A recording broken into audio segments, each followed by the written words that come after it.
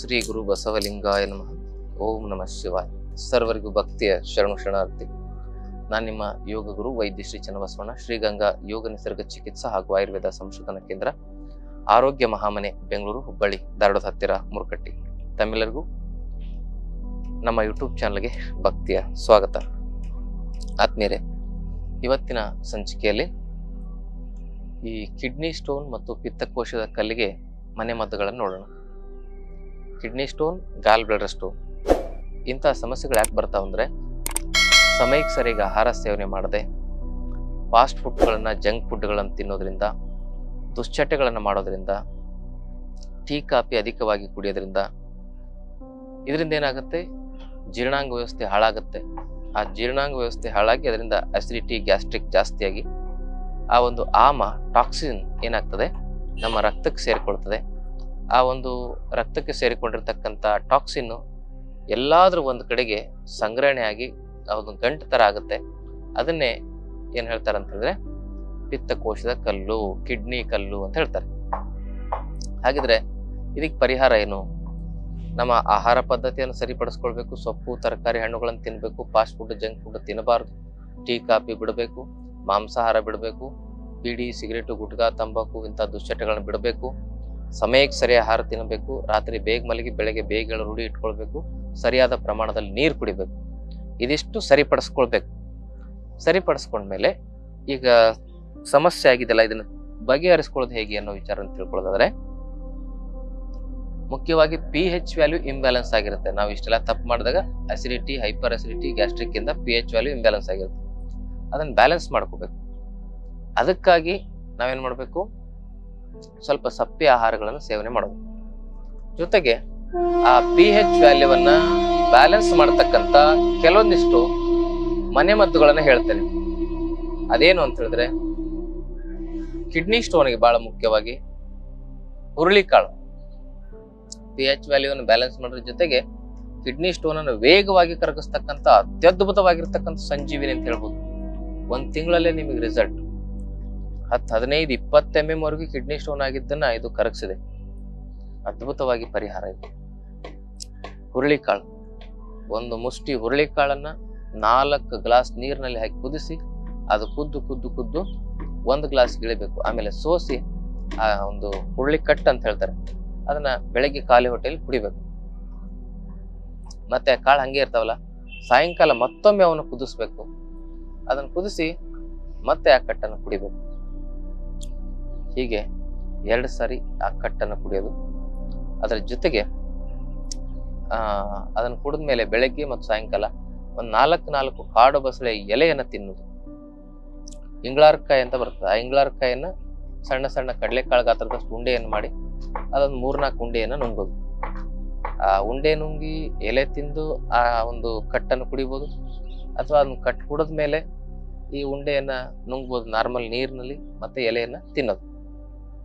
ಇದಿಷ್ಟು ಮಾಡಿದ್ರೆ ನಿಮ್ಮ ಕಿಡ್ನಿ ಸ್ಟೋನ್ 1 ತಿಂಗಳಲ್ಲಿ ಕರಗುತ್ತೆ. ಪ್ರತಿಶತ 99% ಜನರಿಗೆ ಏನು ನಿರಾಯಾಸವಾಗಿ ಕಿಡ್ನಿ ಸ್ಟೋನ್ ಕರಗಿ ಮೂತ್ರದಲ್ಲಿ ಹೊರಗಡೆ ಬಂದ್ಬಿಡ್ತದೆ. ಎಲ್ಲ 1% ಜನರಿಗೆ ಅದಕ್ಕೆ ಆಯುರ್ವೇದದ ಔಷಧಿಗಳನ್ನ ತೆಗೆದುಕೊಳ್ಳುವ ಪರಿಸ್ಥಿತಿ ಬರ್ತದೆ. ಅಂಥವ್ರು ಆಯುರ್ವೇದದಲ್ಲಿ ಹಲವಾರು ಔಷಧಿ ಇದಾವೆ, ಅದನ್ನ ತೆಗೆದುಕೊಂಡು ಕಿಡ್ನಿ ಸ್ಟೋನ್ ಅನ್ನ ಕರಗಿಸ್ಕೋಬಹುದು. ಇನ್ನು ಪಿತ್ತಕೋಶದ ಕಲ್ಲು, ಇಲ್ಲೇ ಸಮಸ್ಯೆ ಬಂದಿರೋದು, ಕರಗಕ್ಕೆ ಸಾಧ್ಯನೇ ಇಲ್ಲ, ಆಚೆ ಬರಕ್ ಜಾಗ ಇಲ್ಲ, ಹಾಗೆ ಹೀಗೆ ಏನೇನೋ ಹೇಳ್ತಾರೆ. ಅದಕ್ಕೆಲ್ಲ ತಲೆ ಕೆಡಿಸ್ಕೊಳಕ್ ಹೋಗ್ಬೇಡಿ.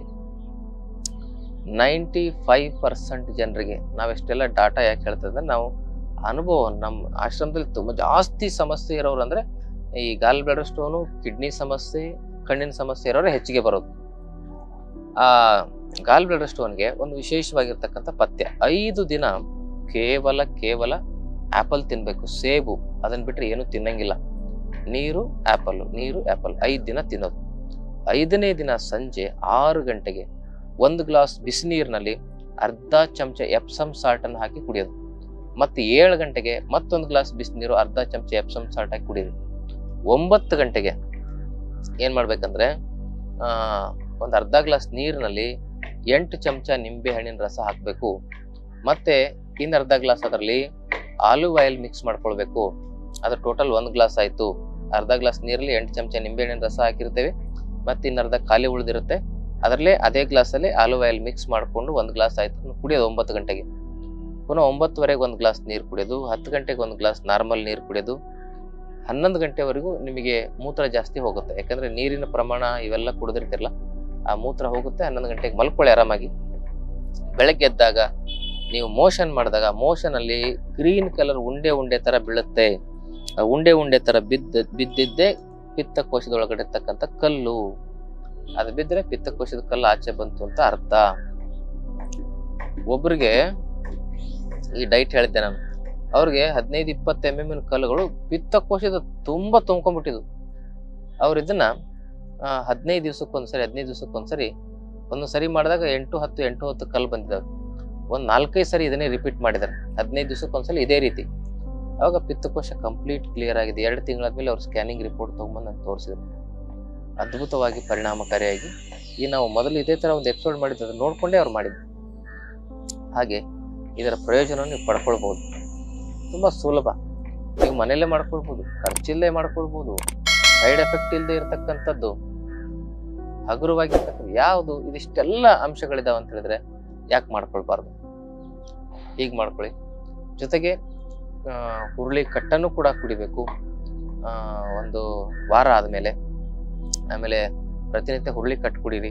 ಮತ್ತೆ ಕಾಡು ಬಸಳೆ ಎಲೆಯನ್ನ ಬೆಳಗ್ಗೆ 4 ಸಾಯಂಕಾಲ 4 ತಿನ್ನಿ. ಇಂಗ್ಳರ್ಕಾಯನ್ನು ಕೂಡ ಉಂಡೆ ಮಾಡಿ ಅವನು ಕೂಡ ಬೆಳಗ್ಗೆ 1 4 ಉಂಡೆ, ಸಾಯಂಕಾಲ 1 4 ಉಂಡೆ, ಕಡಲೆಕಾಳು ಗಾತ್ರದಷ್ಟು ಅವನು ತಿನ್ನಿ. ಸಮಯಕ್ಕೆ ಸರಿಗೆ ಆಹಾರ ಸೇವನೆ ಮಾಡಿ. ಕಿಚಡಿ, ಪೊಂಗಲ್ಲು, ಬಿಸಿಬೇಳೆ ಬಾತು, ಬಿಸಿ ರೊಟ್ಟೆ, ಅದರಲ್ಲಿ ತರಕಾರಿ ಪಲ್ಯ, ತರಕಾರಿ ಸಾಂಬಾರು, ಖಾರ ಮತ್ತು ಮಸಾಲೆ ಹಾಕದೆ ಮಾಡಬೇಕು. ಎಣ್ಣೆ ತುಂಬಾ ಕಮ್ಮಿ ಹಾಕಬೇಕು.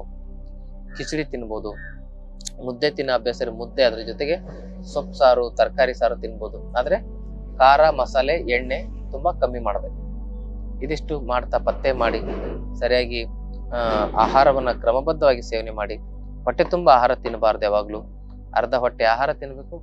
ಆಮೇಲೆ ಆಹಾರ ತಿಂದು 1 ತಾಸಾದ್ಮೇಲೆ 1/4 ಭಾಗ ನೀರ್ ಹಾಕ್ಬೇಕು. ಅದಕ್ಕೆ 3/4 ಭಾಗ ಆಯ್ತು, ಇನ್ನು 1/4 ಭಾಗ ಹಂಗೆ ಬಿಡ್ಬೇಕು. ಜಪಾನಿನಲ್ಲಿ ಜನ ಒಂದು ಭಾಗ ಇದೆ, ಜಪಾನ್ ದೇಶದಲ್ಲಿ ಒಂದು ಪ್ರದೇಶ, ಅಲ್ಲಿ 100 ವರ್ಷ ದಾಟಿರೋ ಸಂಖ್ಯೆ ಜಾಸ್ತಿ ಇದೆ. ಅವ್ರಿಗೆ ಇದೇ ಗುಟ್ಟು, ಅವರು ಹೊಟ್ಟೆ ತುಂಬಾ ಊಟ ಮಾಡೋದಿಲ್ಲ. ಇದೊಂದು ಗುಟ್ಟು ಅವ್ರದ್ದು, ಆರೋಗ್ಯದ ಗುಟ್ಟು ನೋಡಿ. ಅದನ್ನ ಆಯುರ್ವೇದ 1000 ವರ್ಷಗಳ ಹಿಂದೆನೆ ತಿಳಿಸಿದೆ, ನಾವು ಅದನ್ನ ಮರೆತಿದ್ದೇವೆ. ಅದಕ್ಕೆ ಏನ್ ಹೇಳ್ತಾರೆ, ಹಿತಬುಕ್, ಮಿತಬುಕ್, ಋತುಬುಕ್ ಅಂತ ಹೇಳ್ತಾರೆ. ಋತುವಿಗೆ ಅನುಗುಣವಾಗಿ ಹಿತಕರವಾಗಿ ಮಿತವಾಗಿ ಆಹಾರವನ್ನ ಸೇವನೆ ಮಾಡೋದ್ರಿಂದ 100 ವರ್ಷ ಆರೋಗ್ಯವಾಗಿ ಬದುಕಬಹುದು.